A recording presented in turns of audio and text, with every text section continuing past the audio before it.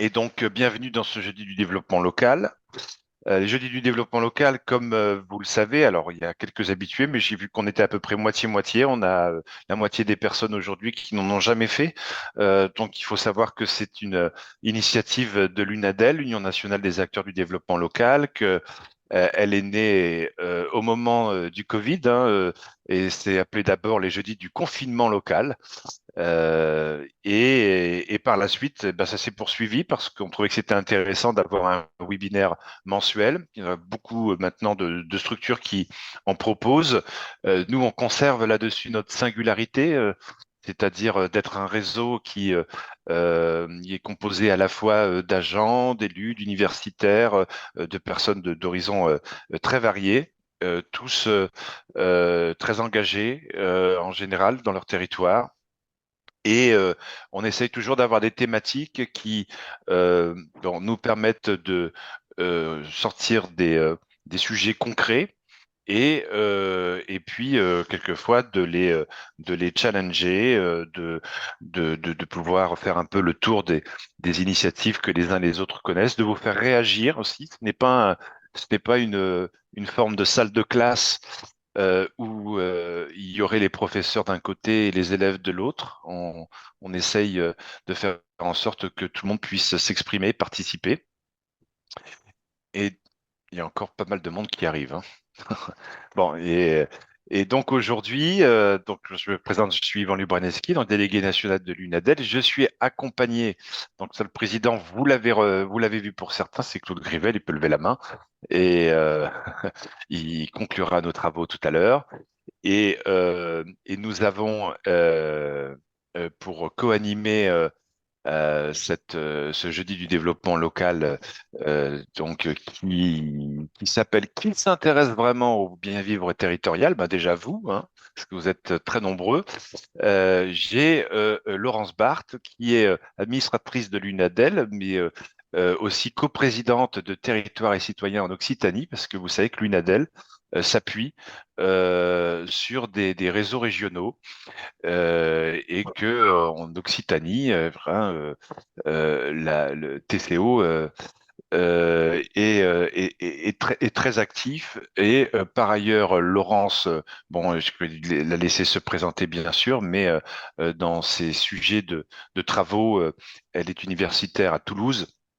Elle travaille notamment sur le bien-être territorial. Et dans quelques instants, on va vous présenter les intervenants, mais peut-être maintenant que moi j'ai parlé un petit peu de l'UNADEL et que j'ai introduit les choses et le sujet, Laurence, je te laisse un peu la parole pour nous parler de TCO.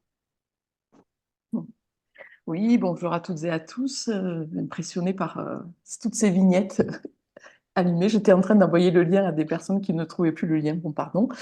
Donc, je ne vais pas trop monopoliser la parole. Comme l'a dit Yvan, je suis engagée à l'UNADEL au conseil d'administration et depuis quelque temps coprésidente du réseau Territoire et Citoyens en Occitanie, qui est un réseau régional de l'UNADEL qui est coprésidé par Claire Sarda-Vergès et moi-même, et un petit collectif de personnes dont certaines sont là aujourd'hui. Et on est accompagné par Sylvain Pambour, qui est notre animateur de réseau, qui est aussi présent ce matin. Donc, le réseau Territoire et Citoyen en Occitanie existe depuis 2018. En fait, on essaie effectivement, à l'image de l'UNADEL, de rassembler toutes les personnes, hommes et femmes, qui ont envie d'échanger autour des questions de développement local à l'heure des transitions. Donc, on partage des expériences, on mène des écoutes territoriales aussi avec l'accompagnement de l'UNADEL. Donc, voilà, on essaie de travailler sur les questions vives des territoires en faisant lien, en faisant co-construction, temps de partage. Donc, pour ceux qui sont d'Occitanie, n'hésitez pas à nous interpeller et on pourra partager aussi sur nos différentes actions en cours et on prépare des journées régionales et peut-être nationales avec l'UNADEL pour la fin du mois de juin. Voilà, pour faire bref et sans rentrer dans le détail pour ne pas amputer sur le beau sujet de cette matinée. Merci Laurence. Alors ben, ce sujet donc le bien vivre territorial, le bonheur territorial, le bien-être territorial. On verra d'ailleurs peut-être aussi comment vous le nommez. Et ben par exemple dans le PETR Figeac-Quercy Vallée de la Dordogne, ils appellent cela le bonheur local brut. Et en fait, ça introduit effectivement une notion de d'indicateurs. Ils vont nous en parler. Ça sera la première partie dans quelques minutes. Et ensuite, donc on remercie d'être avec nous Alain Hébert, donc, qui est maire de Saint-Cirgue et qui est vice-président de ce PETR et chargé notamment de cette affaire de bonheur local brut. Il est accompagné par la chargée de mission qui est sur le sujet, qui s'appelle Pauline Krupka.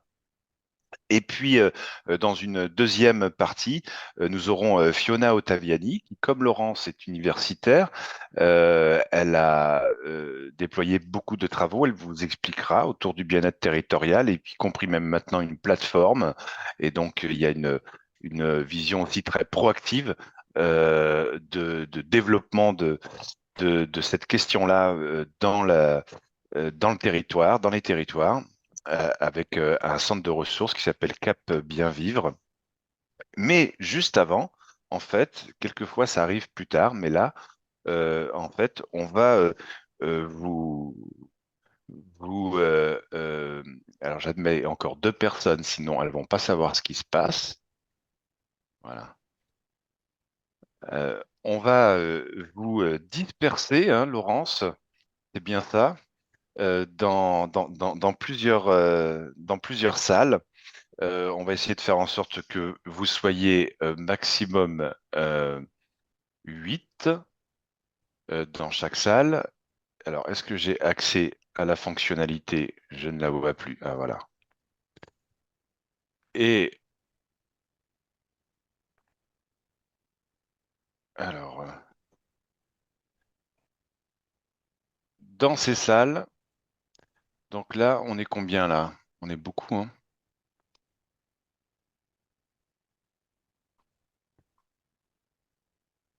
53 divisé par 7. Qui est matheux là? On va choisir 7.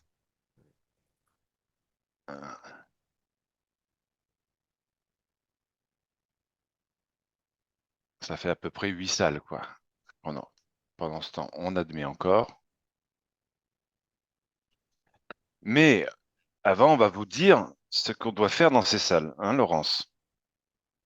Dans ces salles, vous allez avoir très exactement 15 minutes et pas une de plus.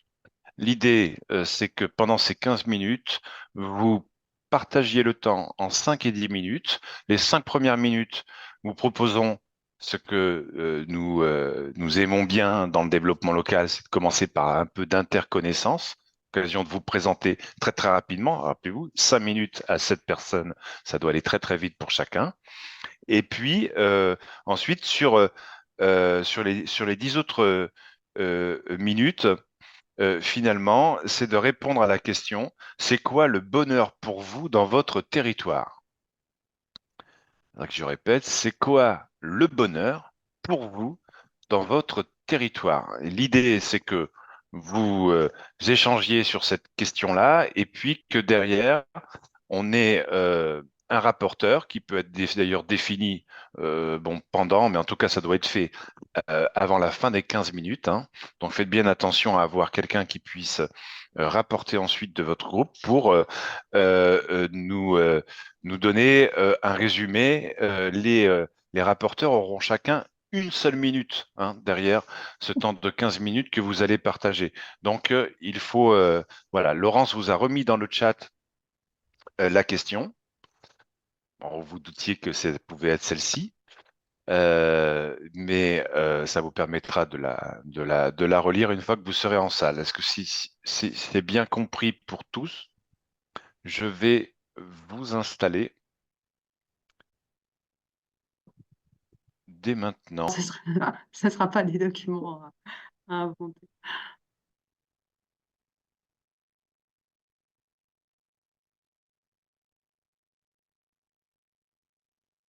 Et bien voilà, tout le monde revient.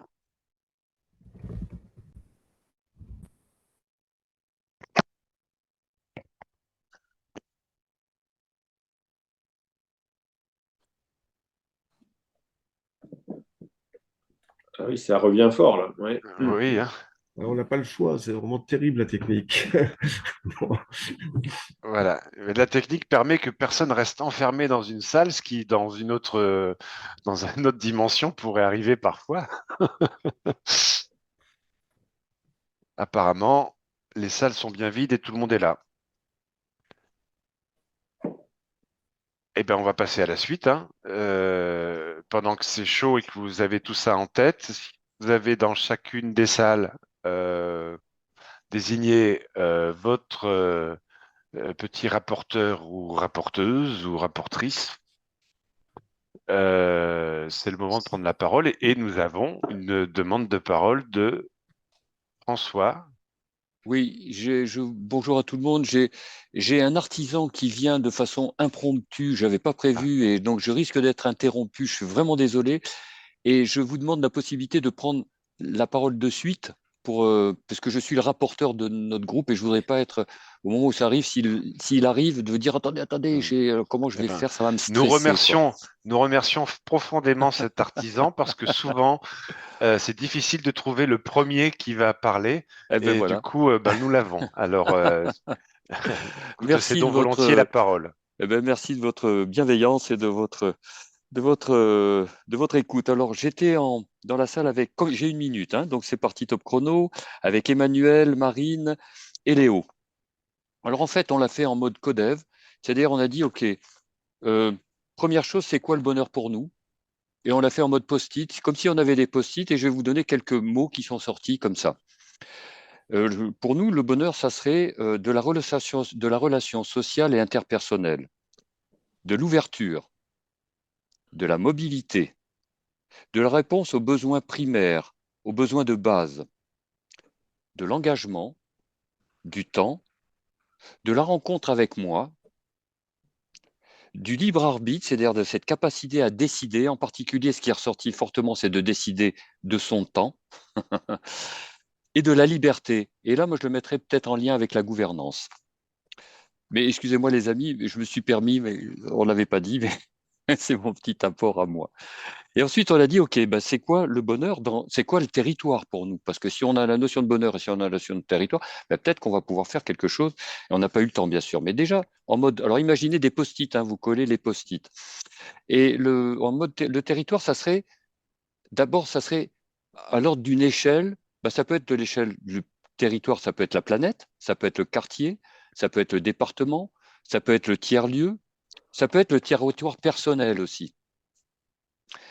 Euh, et c'est un lieu dans lequel on échange, on rencontre, un lieu de créativité, un lieu de connexion et un espace de reliance. C'est un bassin de vie, un lieu où on construit, où on co-construit, et on répond de façon collective aux besoins primaires. Et c'est un lieu où on élabore des projets en commun. Voilà, j'espère que je n'ai pas dépassé la minute. Parfait. C'est Je parfait. Merci remercie. beaucoup, François. Ben, merci à nos amis et s'ils ont. Et, Voilà. et selon vos possibilités de rester avec nous le plus longtemps possible. Est-ce que nous avons un... Excusez-moi, quand j'enlèverai l'image, c'est Oui, pour le président, Claude. C'est pas je me cache, c'est pour pas vous déranger avec mon artisan, quoi. merci. Est-ce que nous avons un deuxième rapporteur? Ouais, moi, je Oui, peux bien Fanny? prendre. Ouais, Fanny. Donc, moi, j'étais dans un groupe avec Jean-Yves Pinault de l'Elo Kalos. Ah, nous connaissons. Voilà. Agnès Robert, Arche Aglo Ardèche. Caroline Mad, PETR Briançonnet, avec sa collègue Vajma El Kaouda. Et puis, Amy Corbini de la commune des Balcons des Baronnies. Donc, ça nous a permis de. Et puis, moi, je suis de Mérindol, un petit village entre Aix et Avignon. Donc, ça nous a permis voilà, de voyager déjà sur les territoires. Et ensuite, les mots qui ont émergé, j'ai pas tout noté, hein, voilà. De la vie locale qui perdure, plus d'écoute, de dialogue, de création de liens aussi bien entre les habitants qu'avec les touristes, augmenter la conscience, la souveraineté, se donner l'autorisation, la permission d'agir. Et il y a une expérience de PAX avec le groupe Les Localos, qui veut dire plan d'action communal, social et écologique. Ensuite, c'est aussi de mieux connaître son territoire, se sentir bien en respectant la nature. C'est aussi des services publics qui répondent aux besoins et sortir des silos. Voilà les grandes idées que j'ai notées. Bien, merci beaucoup, Fanny. C'est bien noté. Est-ce que nous avons troisième rapporteur? Allez, j'embraye. Alors à ce moment-là, Cécile. voilà. Donc dans notre groupe, il y avait Gwenaëlle, Céline, Claude et Mariette. Nous venons plutôt de territoires ruraux, principalement, hormis Mariette qui est surconnectée à la grande métropole. On peut dire donc effectivement, on avait des rapports au bonheur qui étaient plutôt focalisés mais globalement tous sur la nature, quoi. Je retiens principalement ça, hein, l'environnement, la nature, et qui génère aussi même source de petits bonheurs du quotidien, en fait. Venait ensuite le lien social en second lieu, avec ce qui a tenu à la création de projets, mais aussi d'échanges relevant plutôt du quotidien, mais les initiatives citoyennes ont pu revenir, tant en y étant investis soi-même ou en voyant qu'elles émergeaient sur le territoire, pouvaient par procuration aussi créer un certain bonheur. Et puis également, il y avait la question des services aussi, d'avoir un territoire bien pourvu, et donc on n'a pas évoqué la réponse aux besoins primaires, mais bon, l'idée, je pense qu'elle était bien là. On était plutôt sur une strate quand même d'échelle de grande proximité, hein, très très locale, hein, et puis qui relevait aussi du quotidien, pas de l'exceptionnel, voilà, de ce qu'on pouvait se créer au quotidien. Voilà pour nous. Très bien, merci beaucoup, Cécile. Au suivant, Oui, Clémence. oui, bonjour. Nous, c'était le groupe 4, il me semble. Il y avait Laurence, René, Anne, Eva, Daniel. Finalement, c'est la difficulté de passer dans les derniers, puisqu'il y a beaucoup de choses qui ont déjà été dites. Nous, on se retrouve beaucoup dans la question du socle de base qui a été évoqué dans la première institution, avec les besoins primaires, avec les questions de santé, de bien-être, d'environnement. On s'est aussi beaucoup focalisé sur les questions d'interaction sociale comme élément essentiel, et le besoin d'être en contact avec les personnes. On a parlé des usages, d'avoir des besoins des services, mais aussi d'être acteur. Et on a parlé beaucoup d'initiatives qui se développaient dans les territoires ruraux. Et donc, ça nous a fait nous interroger sur justement cette approche différenciée selon nos territoires. Et est-ce qu'éventuellement, ça prenait des formes différentes. Et on a été coupé par le gong, mais c'était plutôt que ça trouvait à s'appliquer partout, mais peut-être que dans les territoires ruraux, il y a plus d'initiatives en faveur.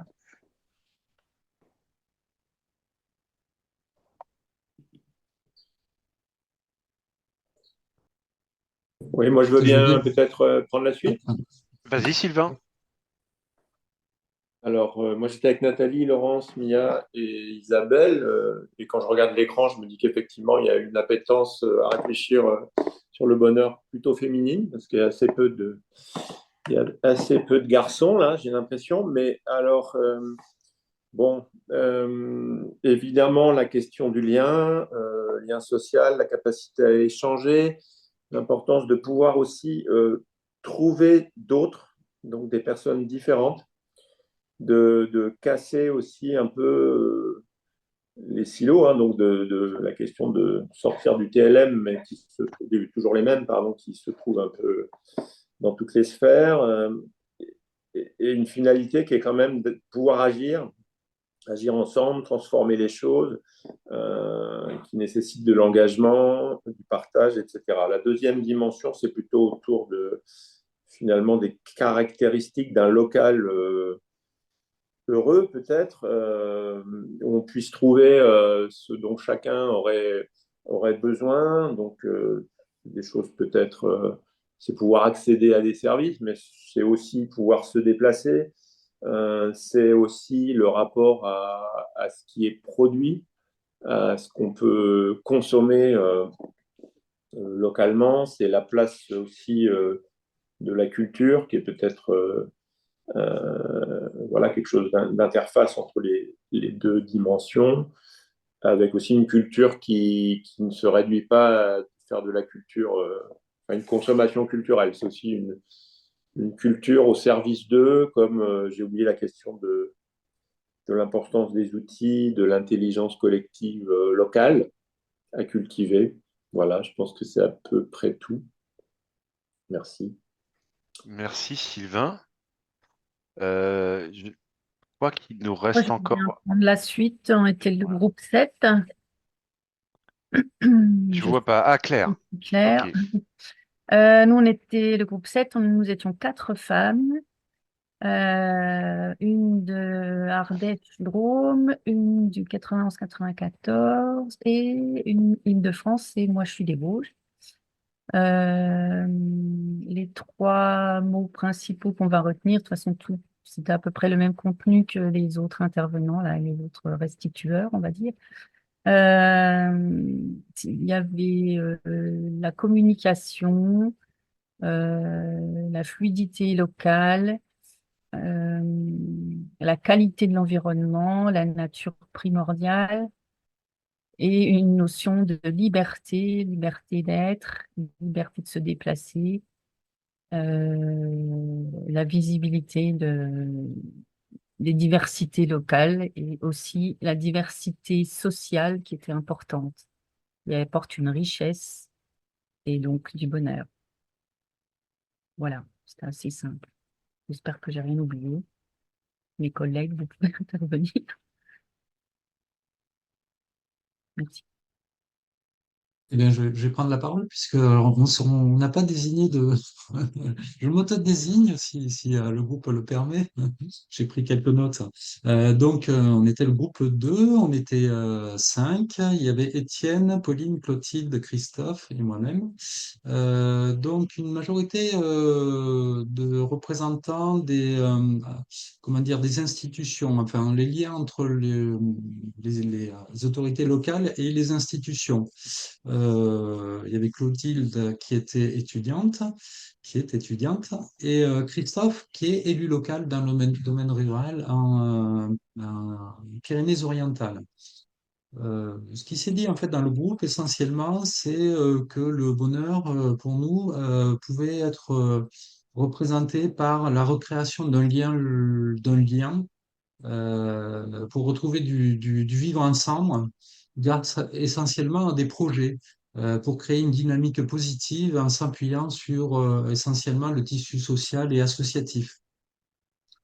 Euh, mais ces projets avec une intention qui est propre, mais aussi une intention qui est aussi pour les autres, pour le collectif. Euh, et tout ça dans un contexte de transition sociétale qui pourrait être basée surtout sur la sobriété. Et enfin, peut-être que c'est peut-être l'opportunité, justement, cette période, que chaque individu puisse s'interroger sur ce qu'est le bonheur pour lui-même. Déjà, si chaque individu connaît ce que c'est que le bonheur pour lui-même, c'est peut-être plus favorable et plus positif pour pouvoir essayer de développer un bonheur plus collectif. Voilà. Merci Joël. Je crois qu'on en a fini ou pas? Il reste le groupe 8. Ah, très bien Jean. Alors, Mais après, on peut se taire hein, si vous souhaitez Ah non, pas du tout. brimer la parole. Je crois que c'est le groupe. Donc, nous étions 5 aussi, avec Alix, Marilène, Véronique et Mylène dans ce groupe où chacun a pu s'exprimer en disant que le bonheur territorial, C'était peut-être déjà un ensemble de facteurs, à commencer par un environnement de qualité, une qualité de vie qui favorise la proximité, la rencontre, notamment en se déplaçant à vélo ou à pied. Et du coup, ça permet de faire des petites choses au quotidien, des bonheurs qui font le sel de la vie, comme de belles actions collectives sur l'action sociale, l'accueil de migrants ou la protection de la nature. On rejoint ainsi aussi le territoire du quart d'heure où on dispose de tous les services correspondants et on peut voilà, œuvrer avec cette qualité de vie tout en étant en relation avec les territoires extérieurs, bien sûr en lien et échanger sur nos bonnes pratiques et se faire des grands échanges sur nos réalisations.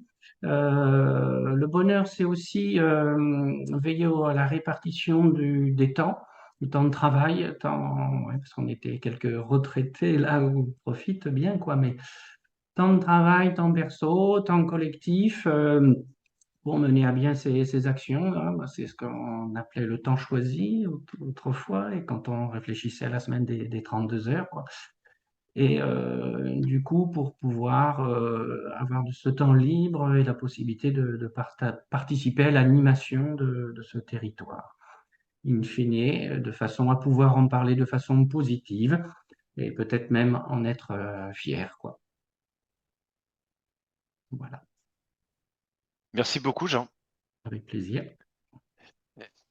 Et je crois que, confirmez-moi si on a fini le tour, parce qu'on n'avait pas de numéro de salle, nous, de notre côté, mais c'est vous qui savez.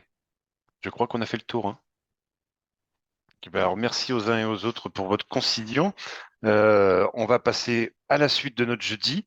Je crois que nos intervenants ont, comme moi, bien noté ce qui est sorti de ces groupes très intéressants, parfois variés, avec des points communs, évidemment, des notions que d'ailleurs nous-mêmes, dans la préparation de ce webinaire, nous en avons discuté. Donc, ça va être très intéressant. Et donc, C'est maintenant, déjà très intéressant. C'est Ah déjà bon. très intéressant. Merci beaucoup, Claude. On va donc passer la parole donc à Alain Hébert, donc vice-président du PETR FIJAC Quercy-Vallée de la Dordogne, qui est accompagné par Pauline Krupka, et qui vont nous faire une petite présentation de ce qu'ils appellent et comment ça se passe chez eux, ce fameux bonheur local brut. Bonjour à toutes et à tous. Petite précision, donc je suis vice-président du PETR, je suis aussi maire d'une petite commune qui est sur le PETR de 330 habitants, qui s'appelle Saint-Cyrgue. Alors, ça me permet de présenter un peu le PETR en deux mots. C'est 169 communes sur deux intercommunalités, avec donc des moyennes d'habitants par commune qui sont quand même très basses. On est vraiment un territoire extrêmement rural. Je trouve que c'est intéressant de préciser cela. Deuxième précision, dans notre travail, maintenant engagé depuis 18 mois, beaucoup des mots que vous avez pu prononcer dans la restitution de tout de suite, on les a retrouvés. Ça nous conforte. Bon, pour parler clair, on n'est pas à côté de nos pompes. Et on a décidé, nous, de parler de bonheur local brut. Alors, je le précise parce que ça fait partie du travail qu'on a fait, notamment quand on a constitué un glossaire, je vais y revenir, une convention commune pour parler le même langage, et donc on a fait une différenciation entre bonheur, bien-être et bien vivre. Et on a considéré, à tort ou à raison, que le bonheur était une notion supérieure aux deux autres, au bien-être individuel et au bien-vivre collectif. Voilà. Bon, ça, c'est une autre appréciation. On y reviendra sûrement peut-être dans la discussion. On parle de bonheur collectif dans sa dimension territoriale. C'est-à-dire que le lien, à chaque fois quand on parle de cette question, on parle de bonheur local et donc on est toujours en lien avec le collectif et le territoire. Et quand on parle de bonheur local brut et du collectif, on ne parle pas d'addition de bonheur individuel. On n'est pas sur l'addition de désir. On est bien sur une question qui vise à répondre aux besoins matériels et immatériels des humains, et pas seulement des humains. Nous parlons de plus en plus d'habitabilité de notre territoire pour l'ensemble du vivant, pour la biodiversité, dans le cadre d'une recherche volontaire d'un autre modèle de développement. Bonheur collectif, donc, et non l'addition des bonheurs ou des besoins individuels. Pour résumer un peu notre démarche, nous pourrions dire que le bonheur local brut et ses indicateurs, c'est une manière de vivre et de faire vivre notre territoire. J'y reviendrai dans ce qu'a imprimé déjà notre démarche un peu plus loin. Un objectif donc des politiques publiques, mais aussi une boussole au quotidien. C'est-à-dire que c'est en même temps un objectif et un moyen d'y parvenir. Et ça, dans le cadre du projet territoire du PETR. Et nous travaillons donc à l'élaboration d'indicateurs qui nous permettront de mesurer, d'évaluer et d'orienter les politiques publiques, mais aussi, pas seulement les politiques publiques, pourquoi pas les actions privées. Je pense notamment à tout le travail, et ça a été abordé dans la restitution que mènent nos associations, qui sont indispensables, et aussi, pourquoi pas, un travail des entreprises. Donc, on y travaille maintenant depuis 18 mois. On verra tout à l'heure qu'il y a des territoires qui travaillent depuis beaucoup plus longtemps que nous. Comment on est arrivé à cette idée de travailler sur le BLB et pour que ça devienne la boussole de nos politiques publiques? Lors de la construction du projet de territoire, en 2018-2019, on a décidé, dans le cadre du diagnostic territorial indispensable pour faire ce projet de territoire, de faire un pas de côté. C'est-à-dire qu'on n'a pas fait un diagnostic très, très conventionnel. On a analysé notamment les flux financiers entrants et sortants, et notamment comment on utilisait cette richesse, la richesse qui était produite dans le territoire. On s'aperçoit d'ailleurs qu'on était plutôt dans une non-utilisation et une non-production de ces flux. Ce diagnostic aurait dû déboucher assez rapidement sur un projet territoire, disons, un peu classique, mais il a été complètement percuté par les crises, en particulier la crise sanitaire, mais aussi, évidemment, la crise climatique, les crises sociales et économiques à répétition.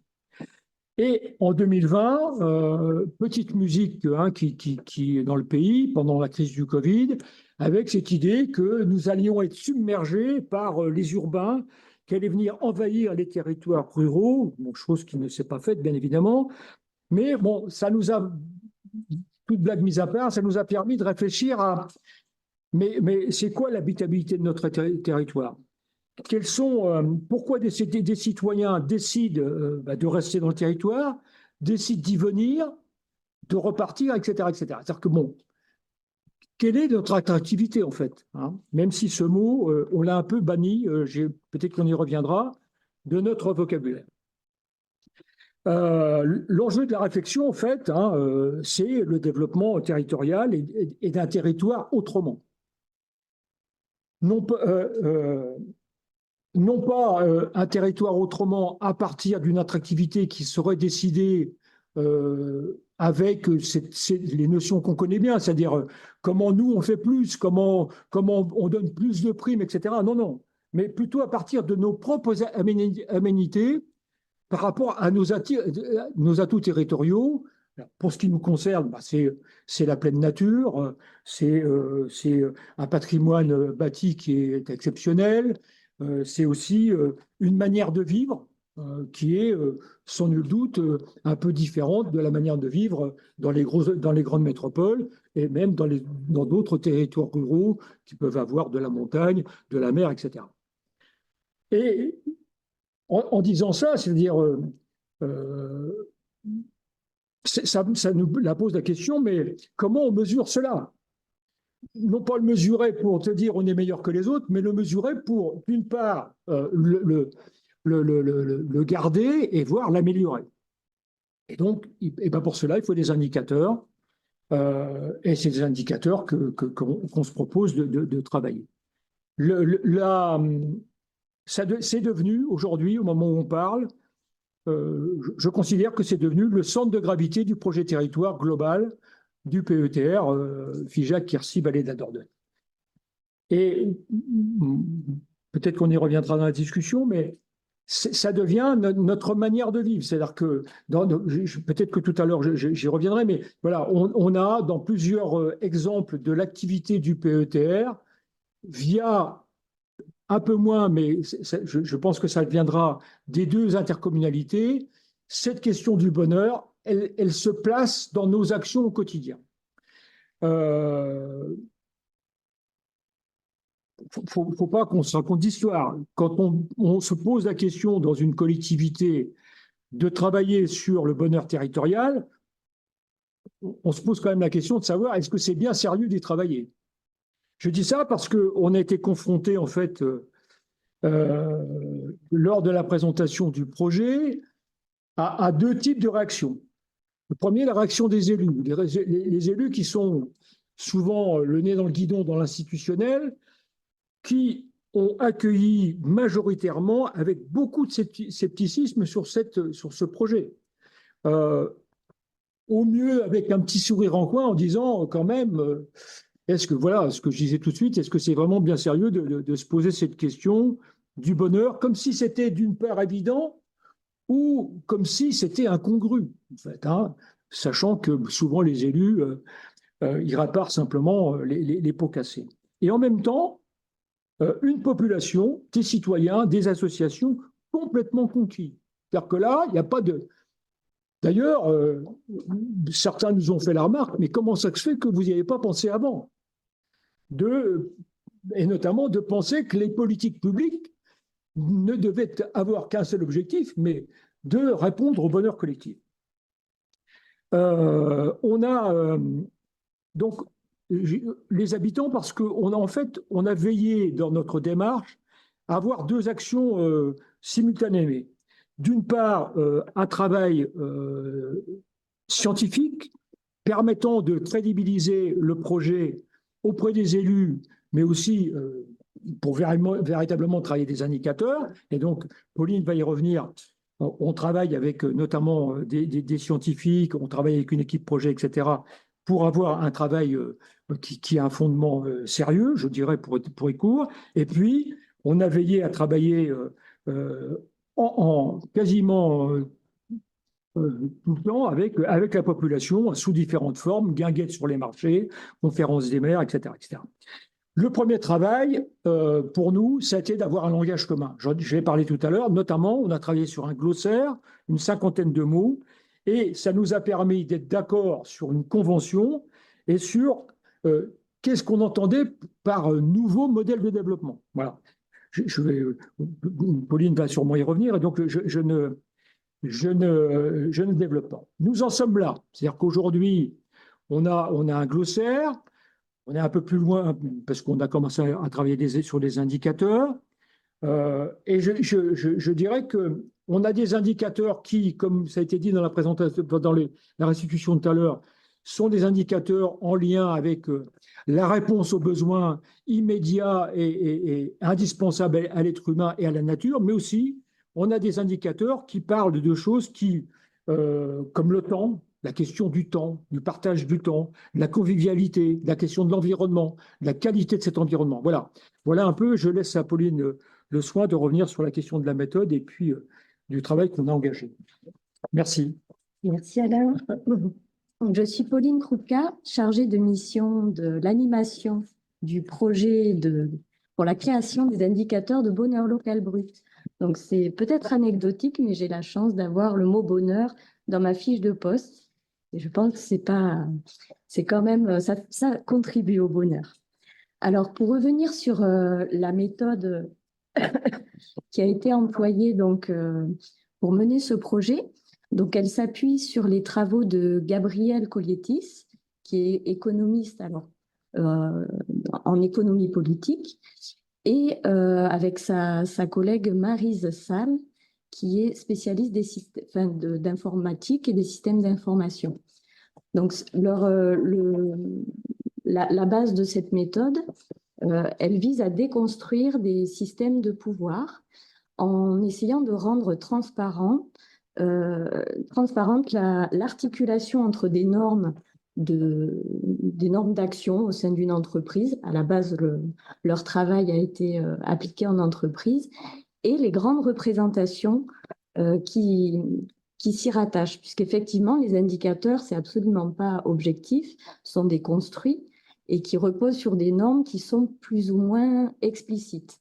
Et un des axes de travail fondamental du projet, c'est bien de rendre transparente le chemin entre les grandes représentations qui orientent nos actions et les indicateurs en bout de chaîne que l'on a choisi de mobiliser pour guider, comprendre, évaluer nos actions. Donc ce travail, il s'est réalisé assez concrètement au travers d'environ une journée tous les 2 mois de rencontres à une dizaine de personnes avec 2 chercheurs, 3-4 élus, 4-5 agents techniques, du coup du PETR ou de structures partenaires. Et alors, bon, c'est pas beaucoup, mais quand même, ils sont là. Il y avait à chaque réunion un citoyen pendant la moitié du temps. C'était quelqu'un de très engagé dans l'habitat participatif, une association qui s'appelle La Talvert, et actuellement un membre du CODEV qui a pris le relais. Mais bon, voilà, c'est un travail de fond qui nécessite des discussions assez complexe, ou en tout cas qui demande de pouvoir avoir un vrai échange. Donc effectivement, c'est un petit nombre. Et donc pour essayer d'articuler ce petit nombre et puis l'intention d'être le plus démocratique et représentatif, on est allé à la rencontre des habitants ou des partenaires via plusieurs dispositifs, donc des guinguettes. Donc là, c'est un petit triporteur qu'on a stationné sur les places de marché pour aller à la rencontre directe des habitants. Et effectivement, le mot bonheur et territoire amène tout de suite à une vision collective. Il y avait cette crainte que le bonheur appelle à des considérations individuelles, et en fait, tout le monde très vite, comme vous l'avez fait tout à l'heure, part sur des aspects collectifs. Il y a eu aussi des ateliers alors, en conseil municipal et avec le CODEV pour essayer d'échanger donc en décalé sur ce qui avait été dit et ce que l'on mettait dans le glossaire. Au niveau des indicateurs, donc une fois qu'on s'est accordé sur les valeurs, bon, après ce glossaire, il est forcément évolutif, à voir comment on pourra, ça c'est une de nos questions, par la suite en faire un outil de dialogue, voilà, ou par un wiki en ligne, enfin voilà, ça fait partie des questions d'un projet comme ça. Et du coup, à partir de ce glossaire, qui rend transparent les grandes représentations sur lesquelles on s'appuie, on a sélectionné des indicateurs. Alors pareil, à la fois en équipe projet et à la fois avec ce qui s'était dit lors des rencontres avec les habitants et avec les maires, puisque nous avons fait une conférence des maires au mois de novembre sur ce sujet. Et donc, il y a des indicateurs assez précis pour l'instant, comme par exemple sur l'aspect économique, la densité des relations entre les entreprises qui va être appréhendée via les achats inter-entreprises dans le territoire. L'objectif est évidemment pas d'arriver à 100%, mais plutôt de montrer des étapes. Peut-être qu'à un moment donné, le pourcentage va être très faible, et s'il augmente, c'est déjà bien.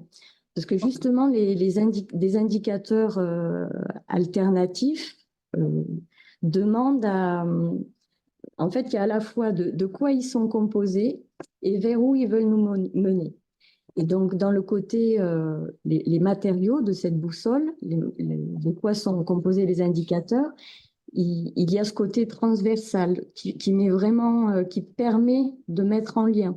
C'est ce que vous avez aussi fait remarquer dans dans ce qui fait bonheur, l'aspect relation. Il y a aussi donc le côté sortir des silos. Il y a cet aspect, oui, d'indicateurs de transition, donc qui ne sont pas une valeur absolue, un sens absolu, mais plutôt de déterminer des étapes, comme par exemple dans le recyclage, où on va être d'abord sur une augmentation du recyclage, puis ensuite sur une baisse des déchets. Je vais peut-être m'arrêter là vu le temps, et par contre, on peut poursuivre au niveau des échanges. Merci.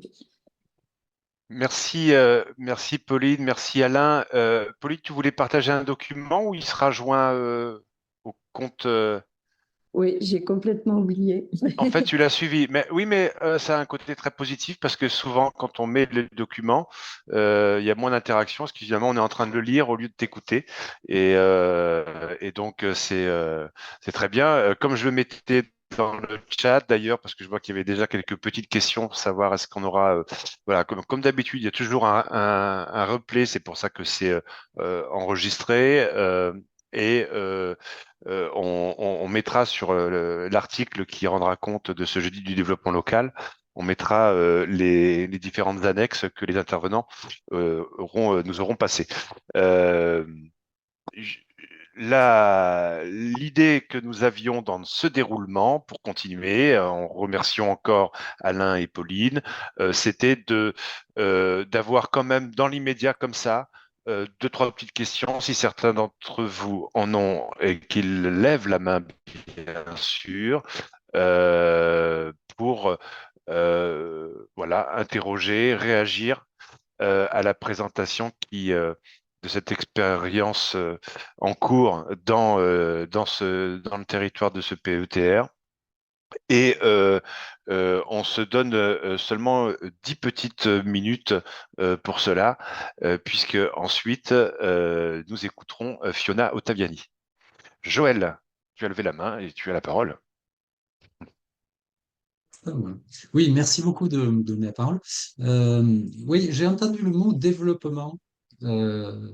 Alors, est-ce qu'on pourrait, dans le contexte du projet, définir ce que c'est que le développement?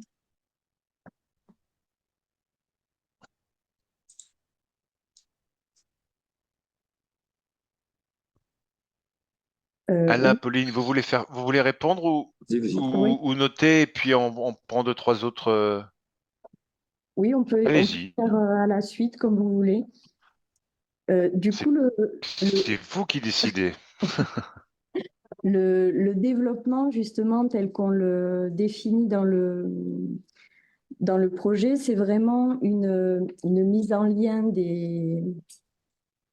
des ressources. Et l'idée est bien d'aller, enfin, mince, je vais arriver à le formuler, de mettre comme objectif du développement, donc la façon d'agencer les ressources, de les mettre en lien collectivement, que l'objectif soit bien le bonheur, dans le sens de remettre comme objectif du développement le bonheur et non pas la croissance, l'efficacité au sens strict, enfin, voilà. Peut-être pour préciser on considère que le modèle de développement qui aujourd'hui nous régit est celui qui nous emmène dans le mur. À partir de là, on parle d'un nouveau modèle de développement et qui serait plutôt basé sur une habitabilité de notre territoire à partir de nos atouts et de nos ressources. Donc, on sait aujourd'hui qu'on épuise la planète et qu'on arrive au mois de juillet-août à un seuil sur lequel on a dépassé nos ressources. Voilà. Donc l'idée, c'est justement à partir de ces indicateurs, de cet objectif et en même temps de ce moyen d'y parvenir, qui serait le bonheur local, à partir des désirs, de l'expression de la population, et ben justement du respect de cette nature et du respect des habitants pour justement être le vecteur, le moteur de ce développement. Je ne sais pas si c'est clair, mais C'est un peu ça l'idée, quoi. Très bien. On a trois petites demandes et dans le chat, c'était indiqué, alors une forme de réponse déjà quelque part, Alain, que vous venez de donner. Mais en fait, je pense qu'il y a une réaction et plusieurs personnes réagissent sur la question de, en fait, ces indicateurs, cette forme de quantification, est-ce qu'elle n'est pas elle-même un peu contraire à, voilà, au mouvement de la vie, au bonheur, voilà. Alors, on va privilégier les trois demandes de parole. À la fin, hein. C'est Laurence, peut-être, dans l'ordre de mon écran, en tout cas. Bonjour, donc moi j'avais deux questions. Est-ce que les élus, au bout de 18 mois, sont de moins en moins sceptiques ou ils sont toujours à convaincre? Et pourquoi un seul citoyen dans le groupe de travail? Et une question peut-être un peu générale, est-ce que les projets portés par les citoyens sont pour les élus des projets de territoire? C'est ma, c'est ma question actuellement. Merci. Merci, Laurence. Je peux répondre. Oui, les indicateurs, c'est un peu contraire. C'est évident, hein, c'est figé, etc. Mais quel est l'autre moyen pour pouvoir, d'une part, mesurer la question qui est posée souvent aux élus, c'est on prend des décisions, mais est-ce qu'on les évalue? Est-ce qu'on considère que définitivement elles sont bonnes, etc. Donc, comment on mesure, et notamment à partir de cette idée du bonheur local brut, comment on mesure l'efficacité et le fait que les politiques publiques et ce qui se fait dans les entreprises est bon pour les habitants, répond à la question des besoins et au respect de la nature. Voilà, donc on a trouvé, on s'excuse, mais on a trouvé ce moyen d'avoir des indicateurs qui ne sont pas seulement des questions de chiffres, hein, mais des indicateurs qui vont permettre de mesurer, d'évaluer si on est dans la bonne voie, et puis d'orienter ou de réorienter. Ça, c'est la première chose. Oui, les élus ont changé, dans le sens que hier, ils étaient sceptiques, aujourd'hui, ils sont impatients. Alors qu'on voit bien que, je le disais rapidement, je l'ai dit, le fait qu'on réfléchisse maintenant depuis 18 mois sur cette question d'indicateur du bonheur local brut fait que ça a infusé une autre façon de réfléchir le territoire. Je vais donner un exemple. On travaille actuellement sur le comité de programmation et notamment pour le GAL, où naturellement, dans les indicateurs qui vont permettre de prendre en compte les projets, soit des collectivités ou des citoyens, on a un critère, des critères qui sont retenus dans le cadre du bonheur local brut. C'est une évidence. Il y a 18 mois, ce n'était pas le cas. Donc, voilà, on est dans cette situation. Enfin, pourquoi un seul citoyen? Alors, bon, ce n'est pas une volonté restrictive, hein. Bon, c'est tout simplement ce que nous vivons tous dans nos collectivités, dans nos associations et dans nos communes. Voilà, c'est les aléas de la vie où nous partîmes 5000 et nous finissons à 100. Donc, c'est un peu ça la question.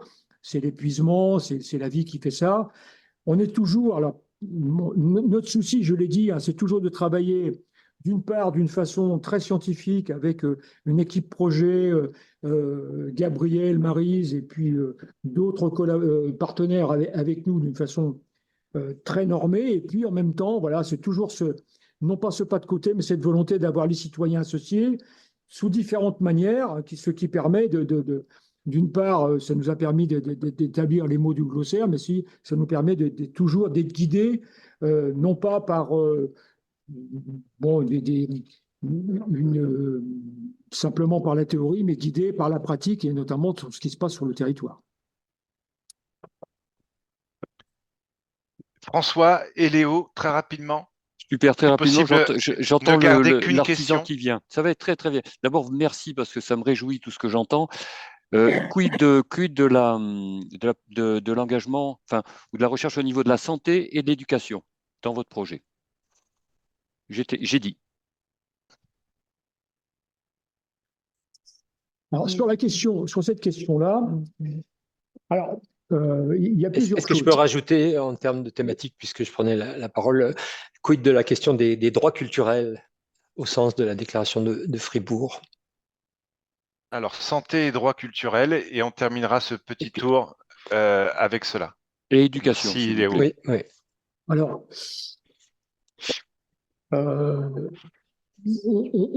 on travaille plusieurs choses.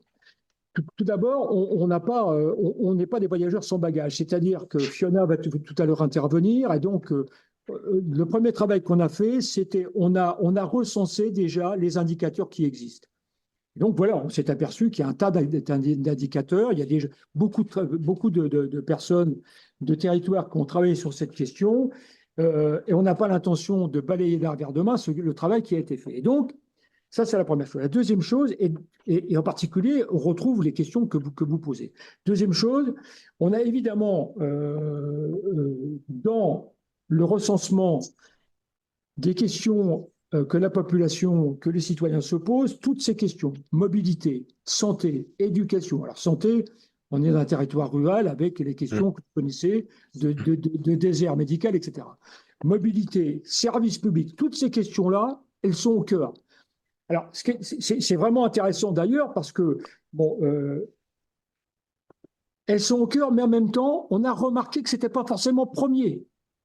C'est-à-dire que dans la discussion avec la population, évidemment, cette question de la réponse aux besoins des services publics, des questions fondamentales sont au cœur, mais en même temps, il y a toutes ces questions, non pas en pas de côté, mais qui paraissent fondamentales, de la rencontre, du lien. J'ai parlé du temps. Bon, du temps, voilà, prendre son temps, avoir le temps la question de la convivialité. Voilà, c'est-à-dire qu'on est, je dirais qu'on est sur deux grands blocs, une réponse aux besoins et du respect de la nature et de la biodiversité, et en même temps, donc d'environnement, et en même temps, cette question, pas métaphysique, mais sur des questions qui peuvent apparaître un peu comme ça, qui sont très importantes sur les gens avec lesquels on a discuté, sur la question. Je dis que le temps, c'est revenu à maintes reprises sur cette question de prendre son temps, le temps d'être avec les autres, le temps du lien, etc., etc. Je vais rajouter juste très concrètement sur l'éducation. Alors, on ne l'aborde pas en tant que thème, mais plutôt sous l'aspect capacité, etc. de Amartya Sen. Donc ça, c'est cité dans notre glossaire, par exemple, en capacité à l'entrée, capacité, autonomie. La santé, on a essayé de la prendre aussi sous un angle assez large et on se base par exemple sur les indicateurs de bien-être de l'UNICEF, le bien-être des enfants. Et les droits culturels, donc on a aussi cité la déclaration de Fribourg à l'entrée culture de notre glossaire. Voilà, même si ça n'est que sur ce plan des entrées, ça fait partie de notre convention commune. Ben, merci bien. On note bien, on voit ce qui est noté dans le chat. D'ailleurs, j'appellerai l'attention des intervenants aussi à regarder, y compris à Laurence qui pourra également réagir dans quelques minutes, mais j'aimerais qu'on puisse respecter notre temps aussi et notamment pouvoir maintenant, en la remerciant, entendre Fiona Ottaviani, que vous avez présentée en tout début de session et qui travaille donc sur les approches existantes justement du bien vivre dans le champ politique, qui a créé un centre de ressources Cap Bien Vivre, qui va continuer, Fiona, peut-être de te présenter. Tu es rattaché à l'université de Grenoble, y compris à une chaire de non, j'ai dit Grenoble? Oui. Non, je suis à Grenoble, mais en fait, je suis à l'école de management de Grenoble. Donc, je suis à Grenoble, école de management. Voilà, c'est l'école de management. Mais j'étais précédemment effectivement à l'université Grenoble-Alpes, sachant que le centre ressources Cap Bien Vivre n'est pas uniquement mon œuvre, mais est bien une œuvre tout à fait collective qui a impliqué à la fois l'école de management, l'université Grenoble-Alpes, des acteurs associatifs, les acteurs des collectivités, donc qui a été une œuvre vraiment partenariale et coécrite avec ces différentes membres. Alors moi, j'ai prévu un petit support de présentation, donc j'espère que ça ne va pas couper le fil, mais j'avais quand même quelques visuels que je voulais partager avec vous. Et peut-être simplement, en complément de cette présentation, vous dire qu'en gros, moi, j'ai fait ma thèse, ça fait 15 ans que je travaille sur ces sujets-là, j'ai soutenu ma thèse de doctorat en 2015.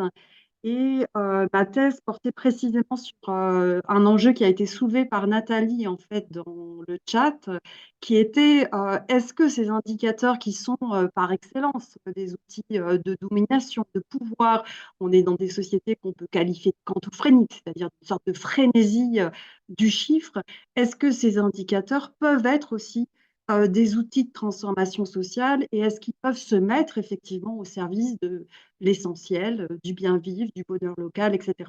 Donc l'enjeu de ma thèse de doctorat, c'était vraiment de soulever cette question et de l'étudier à travers les expériences existantes, et notamment une expérience dans laquelle j'ai beaucoup été impliquée, qui sont les indicateurs de bien-être soutenable territorialisés. Ça fait IBEST, c'est une expérience qui a eu cours sur le territoire grenoblois et sur les aires. J'y reviendrai un petit peu après. Alors, j'aurais beaucoup de choses à dire, hein, bien évidemment, parce que j'ai trouvé la discussion très riche. Je suis contentée d'apporter un certain nombre d'éléments et notamment, j'ai fait le choix, en complément de la présentation d'Alain et Pauline, de présenter essentiellement aujourd'hui qu'est-ce qu'on fait, c'est quoi les usages de ces indicateurs. Parce qu'on se dit, ah, ben, c'est bien de développer ces démarches-là, mais à quoi ça sert, dans quelle mesure ça peut nourrir des transformations à l'échelle locale. On l'a déjà dit, en fait, la crise systémique, alors faute de mieux, j'emploie ce terme, même si j'aimerais bien en trouver un mieux, mais la crise en fait dans laquelle on est, qui est plurielle, en fait, elle amène à interroger nos finalités collectives et plus largement, elle amène en fait à une révision globale de nos systèmes socio-techniques, ce qui soulève de nombreux défis qu'on a déjà évoqués, mais que je vais juste resynthétiser. Bien évidemment, il y a ici un défi démocratique majeur, puisque la question question du bien vivre, c'est une question éminemment politique, c'est une question chargée en termes de valeurs. Les indicateurs, ce ne sont pas simplement des outils de preuve, mais ce sont bien des constructions. Et donc, on voit bien qu'on ne peut pas les laisser simplement dans les mains des experts. Et puis, c'est aussi un défi, ça a été soulevé à travers les questions de CEO, comment on arrive à prendre en compte davantage finalement les liens, les relations. C'est un défi pour prendre en compte les interdépendances à plusieurs niveaux. Donc, les interdépendances entre des enjeux environnementaux, sociaux, mais aussi des interdépendances entre la personne et le collectif, le cadre institutionnel. Et puis, c'est aussi un enjeu pour arriver à prendre en compte les interdépendances interscalaires et territoriales et pour aussi penser de manière différenciée ce qui peut être le bien vivre sur des territoires qui forcément sont différents. Grenoble, ce n'est pas pareil que Marseille ou que Toulouse ou que Figeac. Là-dessus, je vais peu m'y attarder, mais juste vous signaler que j'ai aussi travaillé sur justement la différence en termes de bien-être entre les territoires ruraux et les territoires urbains, et notamment sur le fait de se dire est-ce qu'aujourd'hui, il ne faut pas aussi penser des politiques publiques différenciées sur les territoires. Alors, la bonne nouvelle pour nous tous, et c'était surtout ça que je voulais montrer plus que ma diapo de titre, c'est qu'il y a de très nombreuses initiatives, donc à l'échelle internationale, c'est celle que vous voyez apparaître à l'écran, à l'échelle locale en France, en Europe, et puis à l'échelle locale un peu partout ailleurs dans le monde, au Japon, aux États-Unis, au Cap-Vert, etc., qui se sont déjà saisis en fait de cette question du bien vivre. Donc on voit bien que les termes qui peuvent être employés sont multiples, hein, bien vivre, bien-être, développement local, bonheur local, mais dans tous les cas, on voit bien qu'il y a une recherche de prise en compte de ce qui compte et de se dire comment on réinterroge ces finalités collectives, comment on accompagne une transformation radicale en fait des territoires. Alors, ces indicateurs, si on regarde ce qu'il y a de commun entre toutes ces initiatives, en fait, ce qu'il y a de commun, c'est déjà que ces indicateurs, ils constituent en fait une alternative à une conception étroite de l'économie qui va généralement, c'est essentiellement sur les indicateurs de performance. au détriment de la prise en compte du social et de l'environnemental. Ça explique aussi à l'échelle locale une critique qui peut être associée aux questions d'attractivité, qui sont souvent une manière très frustre en fait d'appréhender le volet économique sur les territoires. Et bien évidemment, l'apport de ces indicateurs, il ne s'arrête pas là. Et dans les expérimentations qui sont conduites, c'est vraiment ce qui compte, c'est pas simplement de produire de nouvelles métriques, mais ce qui compte en fait, c'est la démarche. C'est la démarche qui est orientée vers le changement social. Et donc, ces démarches de quantification alternative, elles visent vraiment à faire, comme l'a dit Alain et Pauline, à faire convention sociopolitique sur les territoires et à desserrer en fait les évidences de ce que serait la quantification du progrès, du développement, etc. Généralement, les travaux qui ont été, en tout cas pour moi, enfin, qui sont les travaux, on va dire, les plus avant-gardistes, c'est peut-être pas le bon terme, mais en tout cas, les travaux qui sont allés plus loin, ce sont des travaux qui vont beaucoup mettre l'accent sur la dimension relationnelle, qui vont considérer le bonheur, le bien-être de manière multidimensionnelle et qui vont se distancier d'une conception du bien-être, du bien-vivre, uniquement ramené à une forme de satisfaction subjective, d'autodéclaration, je suis heureux, par exemple. Ça va beaucoup plus loin que ça, et ça vient interroger le lien entre effectivement les habitants et leur territoire, mais aussi les différentes opportunités qui sont offertes aux personnes de se sentir plus ou moins bien dans un territoire. Ce qui va être aussi important dans ces expériences-là, ça va être d'interroger les questions d'inégalité et de seuil, et c'est effectivement des interrogations qui sont de plus en plus prises en compte dans les différentes initiatives existantes. Autrement dit, c'est la fameuse question des Bhoutanais, qui dit les Bhoutanais qui ont beaucoup travaillé sur le bonheur national brut, et autour de la table, on a des représentants justement du BNB français, avec Fanny notamment, qui disent, mais en fait, qu'est-ce qui est assez? Qu'est-ce qui est assez? Et on peut bien évidemment compléter cette question du qu'est-ce qui est assez avec sa contraposée qui est aussi qu'est-ce qui est trop. Alors, je vais très brièvement en fait pour illustrer les usages, pour aller directement sur les questions des usages, je vais simplement vous parler très brièvement des indicateurs bien-être soutenable territorialisés de Grenoble, ce qui nous permettra aussi de possiblement y revenir dans la discussion. Et je m'en servirai aussi pour illustrer qu'est-ce que ça donne ce type d'initiative sur les territoires. Donc, IBEST, les indicateurs de bien-être soutenable territorialisés, donc c'est une démarche qui à la fois s'est développée à Grenoble, puis ensuite a été reprise par le département d'Isère. C'est en fait une démarche collective, vraiment sur un temps long, puisque les premières bribes de réflexion sur le sujet, ça date de 2002, sous l'impulsion des professionnels des politiques publiques et des militants associatifs. Vu que ça date de 2002, vous imaginez bien que je vais vous passer tous les détails. Et je vais simplement vous insister en fait sur deux spécificités de la démarche. Tout d'abord, vous dire en fait que cette démarche, elle part d'une critique des indicateurs économiques classiques et d'une forme d'insoutenabilité en fait de notre système socio-économique. Et pour ce faire, elle va chercher en fait à articuler, et c'est ce que vous voyez sur cette diapositive, donc elle articule des critiques, mais elle va articuler aussi différents concepts, différentes terminologies qui sont complémentaires de bien-être, de bien commun, de soutenabilité. Elle va articuler aussi un tableau de bord avec des indices synthétiques, des données d'enquête et des données administratives, du savoir expert avec ce qu'on peut appeler, faute de mieux, du savoir profane, mais en tout cas, elle va penser cette complémentarité des savoirs, et puis une diversité d'usages. Bien évidemment, là, j'ai positionné en gris IBES, mais on pourrait faire l'exercice pour toutes les initiatives existantes.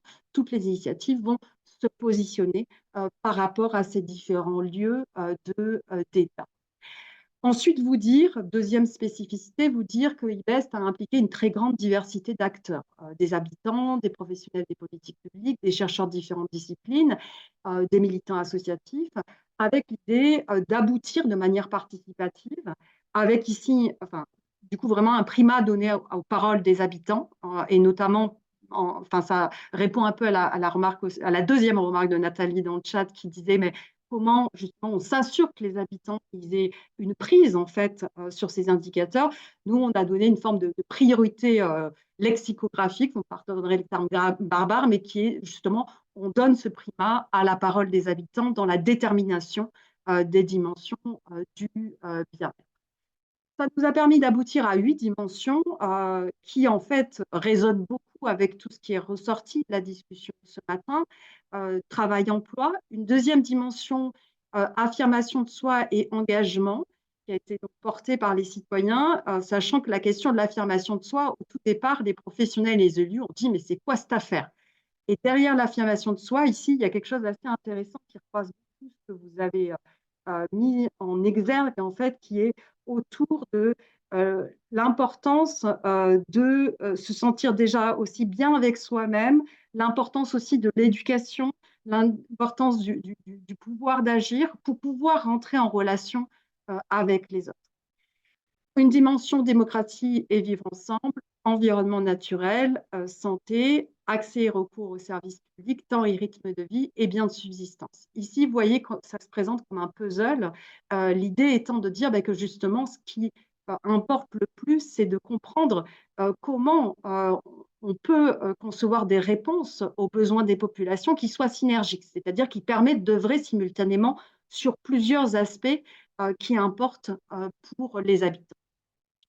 Avant d'en venir vraiment aux usages, juste vous dire aussi que cette question, par exemple, du temps et du rythme de vie, donc qui est ressortie dans IBES, qui est ressortie sur FIJAC, mais qui ressort aussi dans la plupart des initiatives où il y a de la participation citoyenne, dans le Pays de la Loire, dans le RCI, etc.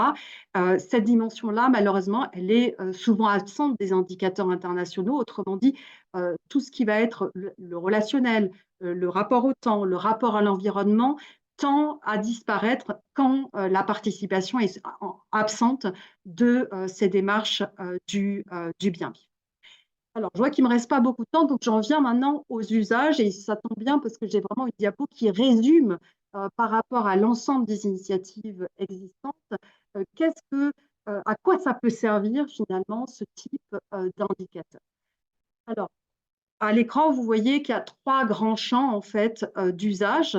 Un premier champ qu'on peut appeler d'observation, mais qui en fait, en termes de connaissances, ces démarches-là, elles vont déjà être extrêmement précieuses pour éclairer l'invisible, arriver à suivre ce qui se passe sur le territoire et donc à trouver des leviers d'action pour réinterroger les politiques publiques.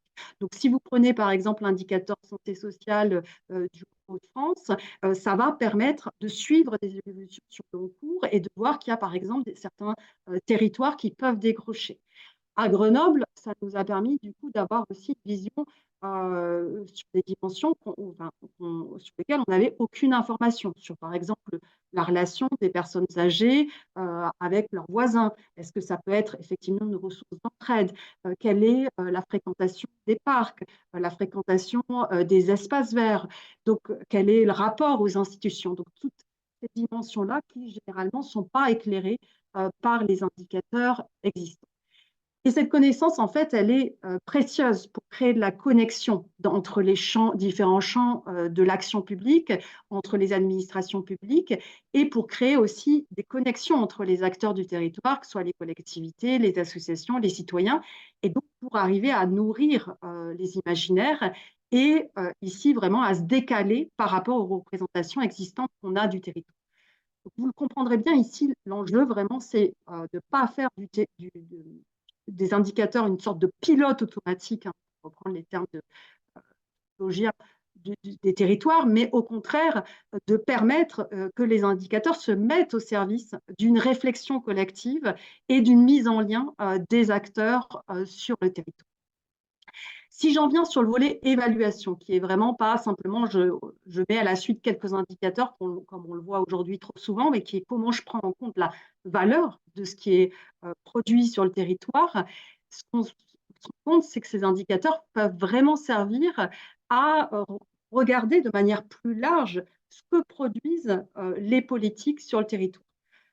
Je vous donne un exemple brièvement à partir d'IBEST. Avec IBEST, les citoyens du Conseil de développement ont dit, nous, en fait, sur la politique économique, sur le schéma de cohérence territoriale, sur le plan local d'urbanisme intercommunal, on ne veut pas se contenter des questions qui sont classiquement celles posées sur chacune de ces politiques-là, mais on veut que chacune de ces politiques, elles soient regardées, elles soient interrogées avec les différentes dimensions du bien-être. Ça a permis de proposer des cadres alternatifs et ça a permis aussi aux collectivités d'aller sur des évaluations qui soient beaucoup moins frustres, par exemple sur des questions de relogement, pas simplement regarder, on va dire, l'économie liée à la rénovation thermique, mais de se dire, en fait, qu'est-ce que ça change la rénovation thermique dans le vécu des habitants, ce qui permet aussi d'être sur quelque chose qui est beaucoup plus participatif dans l'évaluation des politiques publiques.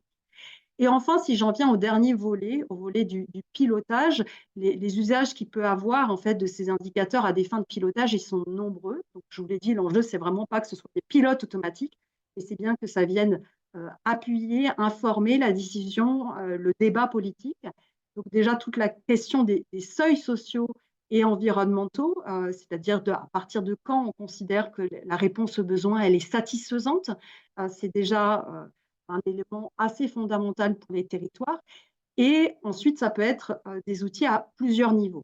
Des outils prospectifs, c'est ce qui a été fait en Nord-Pas-de-Calais, donc pour se projeter dans le futur, ou à Amsterdam, ou Bruxelles avec le Donuts, par exemple. Des outils de péréquation, pour répartir une enveloppe, par exemple, sur les territoires. Ça a été fait en Wallonie par l'IWEPS, qui ont fait aussi toute une démarche très ambitieuse autour de ces questions du bien-être. Ça peut être des outils d'arbitrage. Ça a été le cas du Bhoutan, qui se posait la question de rentrer à l'OMC, ce qui pouvait être très avantageux économiquement, mais qui était beaucoup moins sur toute leur dimension du bonheur national brut, et donc qui ont décidé de ne pas effectivement adhérer à l'OMC au regard de l'incidence que ça pouvait avoir sur leur vitalité démocratique et sur les aspects environnementaux. Et puis, ça peut être aussi des outils de discussion budgétaire. Ça commence à être le cas en Nouvelle-Zélande, en Finlande. Ça pourrait être le cas à l'échelle locale également. C'est proposé par un économiste comme Éloi Laurent, ou des outils pour se coordonner autour d'un objectif commun, par exemple, comme ça a été le cas à Jacksonville en Floride. Voilà, donc vous voyez qu'au-delà en fait de la diversité d'initiatives, c'est aussi une diversité d'usages qui sont vraiment à penser en fonction des besoins du territoire au fil de l'eau. Moi, je crois beaucoup qu'il n'y a pas une bonne démarche, comme disent les Anglais, one size fit all, mais qu'il y a une diversité d'approches et qu'il y a vraiment à penser des approches sur mesure sur les territoires. Et l'enjeu justement du CAP Bien Vivre, donc de ce centre ressources qu'on a créé, c'était justement de pouvoir outiller les acteurs à la fois en termes de réflexion, mais aussi leur donner à voir l'existant pour qu'ils puissent s'inspirer et réadapter finalement une démarche qui soit en adéquation avec leurs besoins. Je suis désolée, j'ai un tout petit peu dépassé. J'espère que je n'ai pas été trop longue. Et donc, je n'en dis pas plus et je laisse la place aux questions. Merci beaucoup pour votre attention. On te remercie beaucoup, Fiona. De toute façon, je crois que tu m'as dit en tout début de réunion que pour ce qui est de la présentation PowerPoint, on allait pouvoir l'annexer à notre article à côté du replay qui sera publié sur le site de l'UNADEL. On a tous mangé des minutes un petit peu par-ci, par-là. Donc, on va se faire maintenant une bonne petite accélération et d'abord, peut-être simplement prendre trois questions rapides de réaction juste à ce que nous venons d'entendre avec Fiona, hein, pas sur l'ensemble. L'ensemble, on conclura dans quelques instants, mais d'abord juste sur la présentation de Fiona. On la remercie et je donne la parole à Jean-Yves. Ouais, merci beaucoup. Alors, merci beaucoup aux intervenantes et intervenants. C'est vraiment extrêmement riche. C'est juste une réflexion qui est un peu Sur la Nouvelle-Zélande, justement, que vous évoquez, Fiona, on est plutôt, me semble-t-il, dans un rétropédalage violent, avec un changement donc de gouvernement. Et donc, moi, ça pose évidemment la question que, pour le dire de façon maladroite, hein, et à la hache, de dire est-ce que nos formes de démocratie aujourd'hui, dans les pays dits capitaliste et la bonne formule. Au-delà du système, peut-être se réfléchir sur la forme qui organise le système et qui permet le système. Et voilà, enfin, je me dis que c'est à la fois l'alpha et l'oméga peut-être, et que ça nous éviterait de nous esquinter et les uns et les autres à être sur des formes assez éphémères et qui justement ne font pas système, qui est au cœur en fait de ce que nous disait Alain tout à l'heure. Je peux rebondir directement. Merci beaucoup. C'est une super question et effectivement, j'ai pas eu forcément le temps de bien détailler où ça en était, même si ça fait partie des rares pays. Et ça me permet du coup d'aller sur une réflexion plus large que j'ai pas forcément le temps d'aborder. Parce que vous voyez bien vous pouvez y aller de multiples manières sur cette question-là, mais une question qui est véritablement fondamentale. Et je pense qu'il ne faut pas effectivement éviter certains mots au sens où quand on parle de changer de paradigme, quand on parle effectivement de changer de modèle de développement, on est quand même bien sur une sortie du capitalisme, c'est-à-dire sur une sortie d'une accumulation complètement insensée du capital et effectivement sur une sortie d'une croissance à tout voir. Quand je dis une critique radicale du paradigme économique, c'est bien derrière une critique du capitalisme et une critique de la folie, en fait, de la croissance économique, dont on voit bien l'incompatibilité à la fois avec le volet environnemental aujourd'hui et le volet social.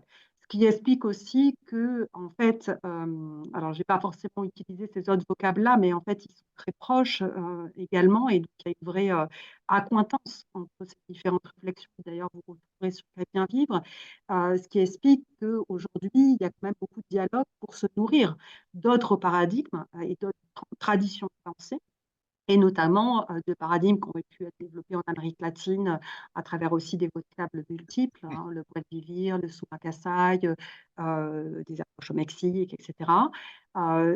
Les travaux qui ont l'Ubuntu, hein, qui sont des travaux qui placent aussi directement au centre la relation.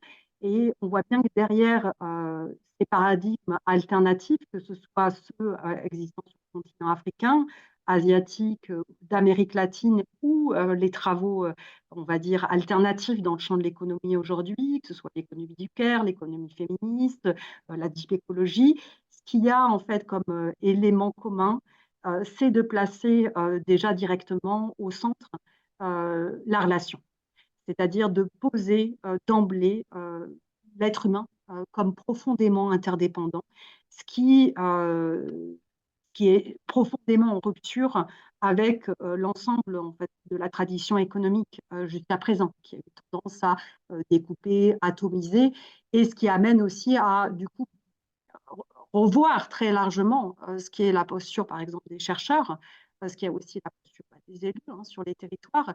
Donc, ce qui amène aussi à une révision fondamentale de qu'est-ce qu'on considère comme viable, fiable scientifiquement. Voilà, j'en dirai pas plus, mais en tout cas, c'est une excellente question.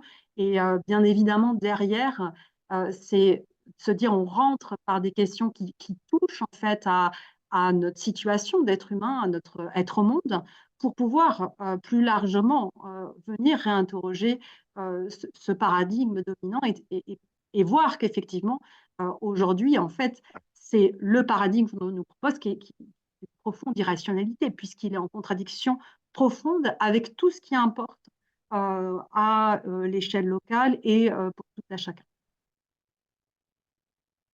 Oui, c'est un message, je crois, que tout le monde a bien pris. Merci Fiona. François? Pardon, c'était cette question, en fait, elle rejoint, merci Fiona, parce que quand je dis je bois du petit lait en vous écoutant, et c'était en fait, est-ce que le bonheur, enfin, c'est pour l'amener sous forme de question, ce changement de paradigme, est-ce qu'il commencerait d'abord par un changement de paradigme individuelle. Puisque si on veut engager un changement de paradigme collectif et sortir des systèmes, je pense qu'il est important aussi de se poser la question de ce changement de paradigme individuel pour aller, et merci d'avoir utilisé le terme de relation, vers une relation interpersonnelle qui permette, de ce que nous montre le projet PETR, d'engager quelque chose de l'ordre de la relation qui s'écoute et qui construit ensemble. Et je crois que le projet bonheur local, on l'appelle comme vous voulez, mais c'est de s'engager là-dessus. Donc, moi, j'ai envie, en réponse à ce que nous disait notre ami Jean-Yves, c'est OK, le système, on le connaît. Sortons de cette vision du système et créons, nous, à travers une dimension individuelle, avec des outils qui nous permettent de mesurer où est-ce qu'on en est pour agir de façon cohérente et transversale. Voilà, en réaction, mais en tout cas, merci parce que ça met vraiment en joie tout ce que j'entends. Et je passe une belle journée, je vais passer une très très belle journée grâce à vous tous. Merci Merci. François. Je me permets peut-être juste un rebond. Ce que je n'ai pas précisé au tout départ, c'est qu'en fait, je suis co-titulaire d'une chaire qui s'appelle la chaire Territoire en transition, donc de Grenoble École Management, et j'assure aussi la coordination de recherche d'une autre chaire qui est la chaire UNESCO pour une culture de paix économique. Et donc, le cœur de la réflexion est justement comment on change d'anthropologie économique et qui est une réflexion directement axée sur l'articulation des niveaux et sur l'articulation entre la paix avec soi, la paix relationnelle, et puis ensuite la paix sur les territoires et la paix de manière plus systémique. Donc, on est vraiment en plein cœur, François, de ce que vous évoquez. Donc, bien évidemment, je pourrais aussi donner des liens pour que vous puissiez découvrir plus avant ce que nous faisions en termes de réflexion sur ce volet paix économique qui est intimement relié à tout mon travail autour du bien vivre. Merci Fiona, merci François. Et effectivement, vous allez retrouver l'ensemble de ces liens. On accélère un petit peu parce que l'heure tourne, on approche de midi. Je voulais proposer à Laurence d'avoir une forme de réaction avant qu'on ait un tout petit échange encore et puis une conclusion de notre président de l'UNADEL qui doit impérativement nous quitter à midi, comme nous tous. Et donc, Laurence, est-ce que tu nous envoies sur une piste? Non, mais ça va être très difficile voilà, de rebondir par rapport à tout ce qui a été dit ce matin. Enfin, je vais pas forcément reprendre tout ce qui a pu être dit, mais juste peut-être en fait 2 ou 3 éclairages et puis à partir aussi de travaux que nous menons, alors avec une de mes collègues qui est là, je la vois pas là à l'instant, mais Mariette Sibertin-Blanc, avec qui depuis 2017 on travaille sur ces questions. Alors nous, on est vraiment sur la notion de bien vivre territorial. On a vu là que finalement on a abordé toute une série d'autres notions. Mais juste, je voudrais revenir justement par rapport à la question qui a été posée pour ce jeudi du développement local, qui s'intéresse au bien vivre territorial. Et c'est peut-être une occasion de souligner quelques paradoxes ou de reprendre quelques constats. Dans ce que j'ai entendu ce matin, en fait, j'ai envie de dire qui s'intéresse au bien vivre territorial. Il semblerait que ce soit plutôt les territoires de proximité, plus que l'État, qui peut-être, dont ça devrait être aussi la mission. Voilà, donc première interpellation. J'ai entendu aussi, et ça c'est par contre, parfois ça me dérange un tout petit peu, que ça serait plutôt dans le rural et moins dans l'urbain qu'on s'intéresserait au bien vivre territorial. Alors je suis géographe ruraliste, originaire d'un territoire rural, j'ai été très engagée et je sais qu'on s'intéresse à ces questions, mais je crois qu'il faut surtout pas, sur les questions de bien vivre territorial, opposer le rural et l'urbain, parce que je pense que ça serait faire offense aux populations et de considérer qu'il y en a certaines qui s'y intéressent plus et d'autres pas. Et on a vu à travers les travaux qui ont été évoqués ce matin que finalement tout type de territoire peut s'y installer. Qui s'intéresse au bien vivre territorial aussi en termes de genre. J'ai eu l'impression ce matin qu'on s'est dit que c'était plutôt les femmes que les hommes, même s'il y a plein d'hommes qui ont pris la parole ce matin. Voilà, je note.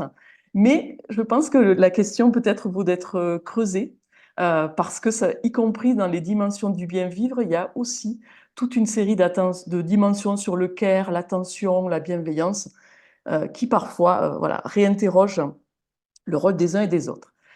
Troisième aussi sur le qui, il me semble, après avoir entendu ce matin, on parle beaucoup des citoyens, on a beaucoup dit, il faut, en fait, le bonheur dans un territoire, c'est parce que les habitants, les acteurs vont trouver leur place, et peut-être plus qu'une affaire d'institution. Or, là aussi, on se rend compte, et le témoignage du PETR de Figeac et Quercy, Vallée de la Dordogne, montrent que c'est à l'interface, effectivement, de l'action collective, de l'action publique, qu'on s'intéresse à ces questions de bien-vivre territorial. Et puis, qui s'intéresse au bien-vivre territorial, on l'a vu ce matin aussi, les chercheurs. C'est véritablement devenu des questions de recherche, mais là aussi, on n'a pas le temps de développer. Mais quelque part, tout à l'heure, on parlait de changement de paradigme. Je pense que la recherche aussi, autant que les citoyens, les élus, les techniciens, elle est amenée à se réinterroger sur la manière dont elle travaille pour appréhender des questions comme celle-là. Et peut-être plus pour cette question que d'autres, mais pour d'autres aussi, c'est dans des sciences avec et pour la société que finalement on peut s'intéresser aux questions de bien-vivre territorial. Un autre élément aussi que je voudrais peut-être mettre à notre attention ou à notre réflexion pour la suite, c'est finalement pourquoi cette question du bien-vivre territorial, elle a émergé dans les préoccupations des acteurs, des citoyens, des chercheurs. Et là, je me positionne par rapport aux questions de développement local sur lesquelles on travaille avec l'UNADEL, TCO, mais avec mes collègues, je pense à Mariette aussi qui est là. C'est que quelque part, il y a eu à un moment donné aussi un certain épuisement dans une certaine approche du développement local, où on se demandait pourquoi on fait du développement local. Pour faire une maison de santé, parce qu'il faut faire une maison de santé, parce qu'il y a un appel à projet qui nous dit qu'il faut faire une maison de santé. Et dans les territoires, on a ressenti aussi cette perte de boussole. Pourquoi aussi on s'est intéressé au bien-vivre territorial dans le développement local? Parce qu'il y avait aussi un certain épuisement d'une certaine lecture des dynamiques des territoires, de ce qui faisait leur dynamique. Et je ne veux pas revenir, tout à l'heure, Jean-Yves Pinault a évoqué la fameuse CAM, mais cette grille de lecture, à un moment donné, on s'est rendu compte qu'elle ne marchait plus, enfin qu'elle ne collait pas. Et puis l'épuisement aussi, ou l'essoufflement des approches proposées par les politiques d'appui au développement local. Donc tout ça, finalement, ça invite et les élus, et les citoyens, et les chercheurs, finalement, à faire des pas de côté et à essayer de se désintoxiquer de certaines approches. Et là, on le voit bien ce matin, on se renvoie les questions, c'est très difficile de se désintoxiquer. D'abord, par exemple, dans la manière de nommer les choses, on dit l'environnement, ou d'autres nous disent, oui, quand on dit l'environnement, c'est qu'on se met à côté toujours, on ne se met pas dedans. Quand on utilise la notion d'indicateur, oui, mais est-ce que les indicateurs, c'est toujours le bon terme pour apprécier? Est-ce qu'il ne faudrait pas parler d'autre chose, mais on a du mal. Est-ce qu'il faut continuer à parler de développement local ou pas d'épanouissement local? Voilà, là, on voit aussi qu'il faut changer les boussoles, mais que c'est très difficile de changer ces boussoles, très difficile aussi de changer les paradigmes. Alors peut-être juste, je n'ai pas le temps de développer l'approche qu'on a proposée avec Mariette Sibert-Temblant pour appréhender la question du bien-vivre territorial. Je vais juste faire une petite pub pour un petit ouvrage dont je donnerai la mention dans le partage. On a publié un petit ouvrage qui s'appelle « Culture et jeunesse dans une petite ville et le levier du bien-vivre territorial », où finalement on se dit qu'on a réussi à partir d'une enquête auprès de jeunes de 15 à 25 ans et autour de leurs pratiques culturelles, dans une petite ville, dans un département rural et montagnard, on a identifié un certain nombre de socles, de piliers qui font leur bien-vivre, et on a surtout aussi analysé à travers leurs pratiques individuelles, mais aussi collectives, le rôle très important de ce qu'on a appelé une enveloppe facilitatrice, c'est-à-dire de ce que l'action publique, l'action collective, la relation entre des élus locaux, des institutions locales, mais aussi un secteur associatif, des collectifs citoyens aussi, faciliter finalement dans l'expression d'un bien-vivre territorial.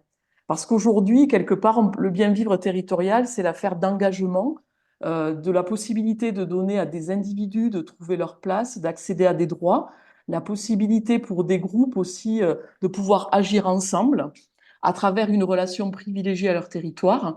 Mais tout ça n'a de sens et n'a de possibilité d'expression que parce qu'il y a finalement cet environnement qui favorise, qui facilite. Et ça renvoie finalement à la responsabilité des acteurs individuels et puis collectifs qui sont présents dans les territoires. Et puis je terminerai peut-être par rapport à cette réflexion sur qu'est-ce qui fait bien vivre et les leviers du bien vivre. Finalement, je reviens toujours à ça parce que je trouve que c'est quand même quelque chose de très important, c'est de finalement, dans tout ce qui a été dit ce matin, l'importance d'un certain socle, de l'accès aux services, l'importance du vivre ensemble, de l'agir, du pouvoir d'agir. Quelque part, tout ça nous ramène aux fondamentaux du développement local, qui sont certes revisités aujourd'hui. La possibilité, finalement, l'approche ascendante, le fait de pouvoir être acteur, la notion d'incapacitation, de donner ce pouvoir d'agir que permet l'action publique, que permet l'éducation populaire. L'approche territoriale, mais elle est aujourd'hui revisitée par l'idée qu'il faut sortir quand même d'une approche territoriale anthropocentrée pour aller vers une approche territoriale plus inclusive des formes du vivant. Donc c'est un des deuxièmes fondamentaux du développement local. Et puis peut-être le troisième pilier du développement local, c'est cette approche transversale de ce qui fait commun, de ce qui fait ressource. Et là, peut-être, c'est la nécessité de revenir à une approche systémique.